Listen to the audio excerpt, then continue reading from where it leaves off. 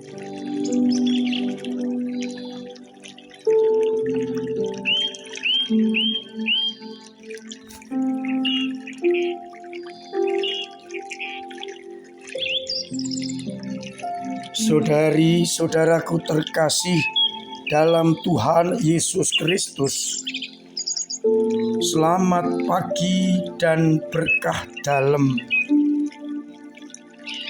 Selamat datang dalam renungan harian kita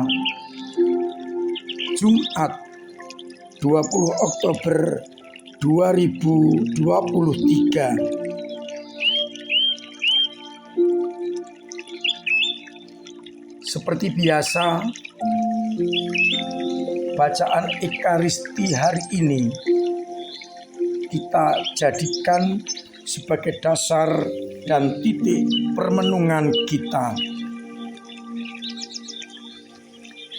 Bacaan yang pertama, Roma bab 4 ayat 1-8, masih berbicara soal iman dan kebenaran. Paulus menegaskan kepada umat di Roma,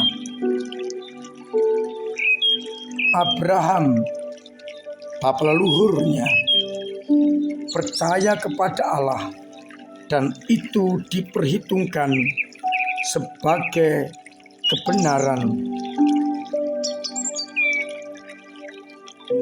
Kita tahu bagaimana Abraham percaya kepada Allah. Sedangkan pada bacaan Injil Lukas bab 12 ayat 1-7, Yesus mengajarkan kepada orang-orang yang mengikutinya agar waspada terhadap ragi kemunafikan orang-orang Farisi, karena tidak ada yang tertutup yang tidak akan dibuka, pasti yang tertutup akan dibuka. Juga pengajaran soal siapa yang harus ditakuti.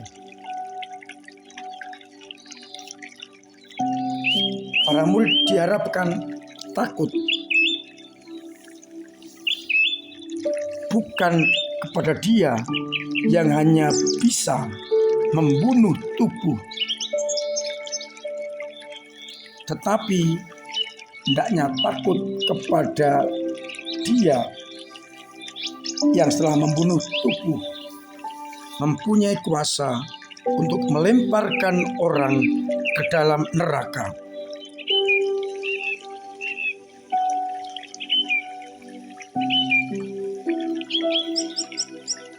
Bapa kita begitu baik.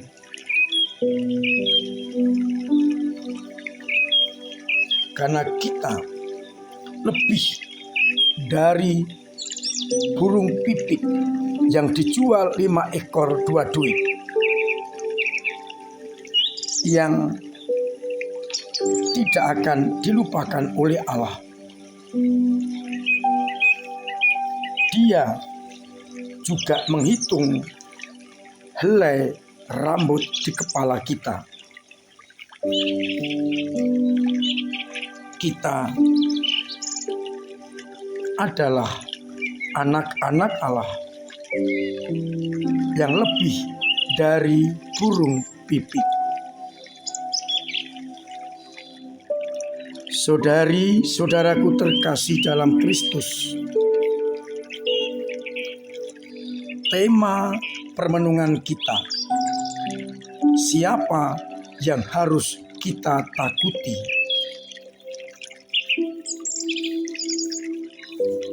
Banyak orang takut akan situasi dunia dan seringkali juga mengandalkan kekuatan duniawi yang oleh Yesus dikatakan hanya mampu membunuh tubuh, tetapi kemudian tidak mampu berbuat apa-apa. Mereka kehilangan pegangan, kehilangan iman, kehilangan kepercayaan. Berkaca dari Abraham yang berani percaya kepada Allah, sehingga iman itu diperhitungkan sebagai kebenaran yang menghidupkan. Kita tahu Abraham sungguh-sungguh simbol orang beriman yang melaksanakan kehendak Allah dan percaya. Sekalipun kadang-kadang perintah Allah itu tidak masuk dalam nalarnya. Kita tahu bagaimana ia diminta pergi dari kampung halamannya ke tempat yang asing, bahkan tidak tahu kemana Yesus pergi.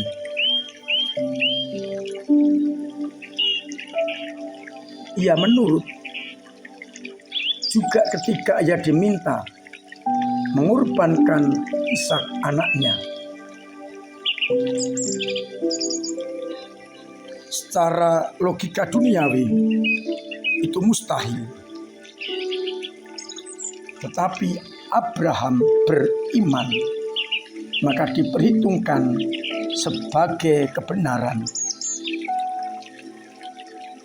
Kembali kita bertanya, siapa yang harus kita takuti? Pemerintah duniawi yang hanya bisa membunuh tubuh atau bertindak dalam hal duniawi, setelah itu tidak bisa apa-apa? Ataukah kepada Allah yang berkuasa baik membinasakan tubuh, masuk ke dalam neraka ataupun dalam surga? Dan untuk itu diperlukan iman, yakni Dia yang kita andalkan sebagai pegangan hidup kita. Iman berarti penyerahan total kepada Dia yang Maha Kuasa.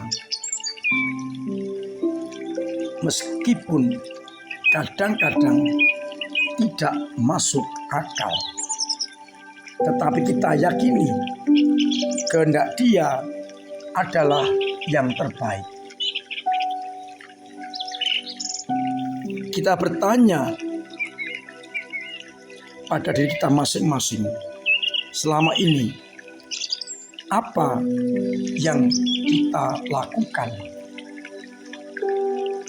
Apakah beriman kepada Allah berarti mendasarkan hidup kita kepada sabda dan kehendak-Nya, sehingga kita boleh mendapatkan kasih karunia Allah karena iman itu?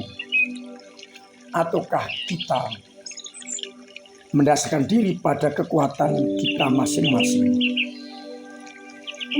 Belajar dari Bapak bangsa, hendaknya kita sungguh berani mempercayakan hidup kepada Dia yang dapat memasukkan ke neraka atau membahagiakan kita dalam surga. Tentu dengan pengandaian bahwa kita sungguh-sungguh menyerahkan hidup hanya kepada Dia, Sang Sumber kehidupan.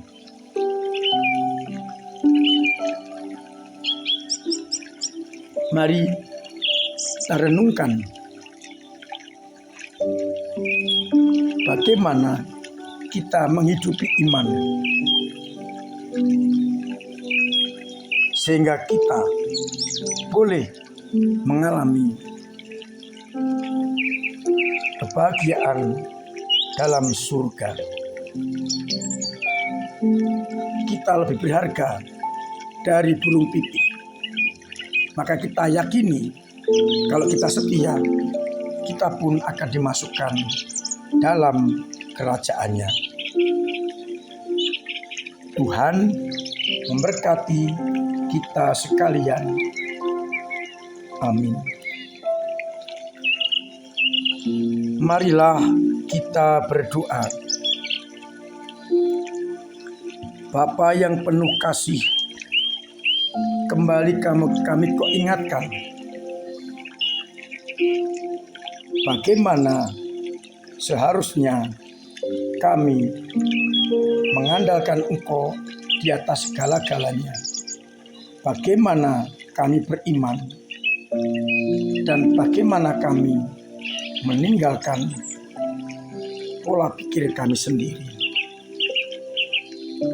Dengan iman itu, kami boleh mendapatkan kesempatan masuk dalam kerajaan-Mu.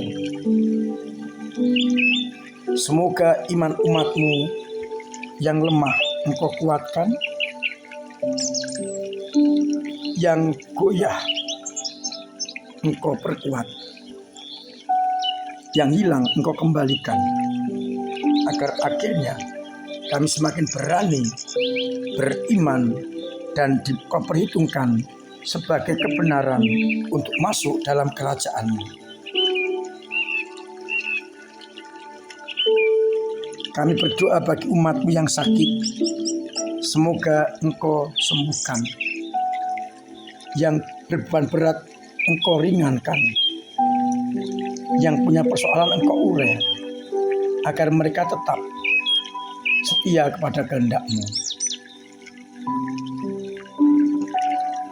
Yang kesulitan ekonomi Engkau bantu, agar akhirnya umat-Mu tetap menjadikan Engkau sandaran yang utama. Yang sesat pulangkanlah. Untuk itu, dampingi kami dengan berkat-Mu sendiri, Bapa dan Putra dan Roh Kudus. Amin. Saudari-saudaraku terkasih, tetap saya himbau, saya anjurkan, bahkan setengah saya wajibkan, agar umat tetap mematuhi, melaksanakan protokol kesehatan demi kesehatan kita dan orang lain. Dengan pola hidup sehat, dengan memperhatikan kesehatan itu, kita akan mampu hidup dengan tenang.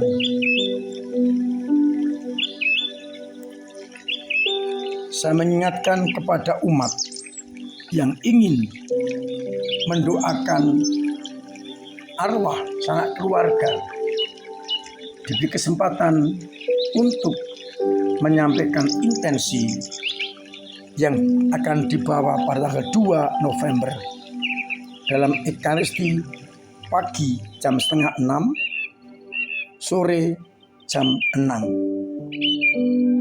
dengan mengambil amplop di sekretariat atau di pos satpam,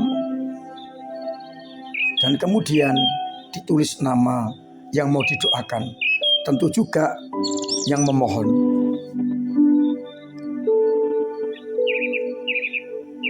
Kita batasi setiap amplop 5 arwah, dan kalau memang masih banyak lagi arwah lain, bisa memakai amplop berikutnya. Nama-nama akan ditayangkan dalam TV monitor dan akan didoakan oleh Romo dalam Ekaristi.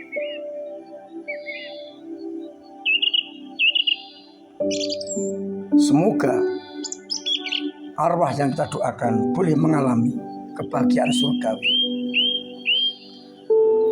Pengubahan amplop dimasukkan dalam kotak yang tersedia dan ditunggu paling lambat tanggal 31 Oktober.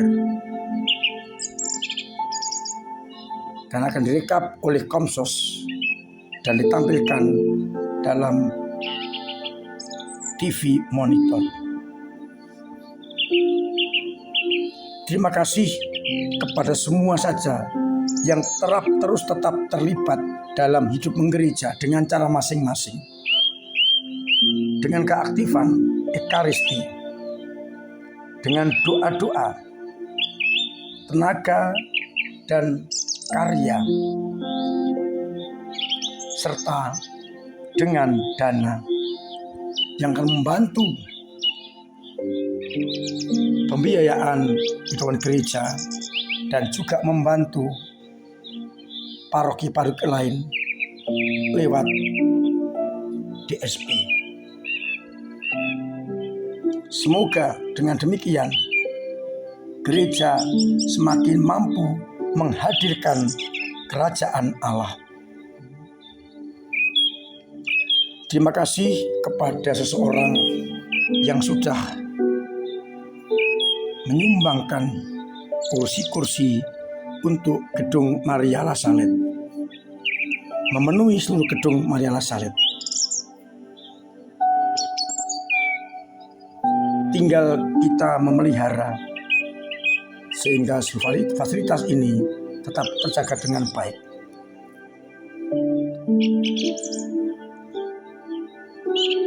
Untuk itu saya mengucapkan selamat pagi, tak merungkan, salam sehat, Tuhan memberkati.